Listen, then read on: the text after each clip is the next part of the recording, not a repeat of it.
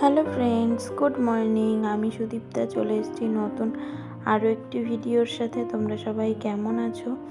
সকালবেলা ঘুম থেকে উঠে ভিডিওটা শুরু করতে পারিনি।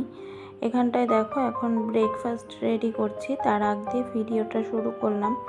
তো করেছিলাম ওই আলু সিদ্ধ, ভাত, ডিম সিদ্ধ আর সাথে ঘি ছিল।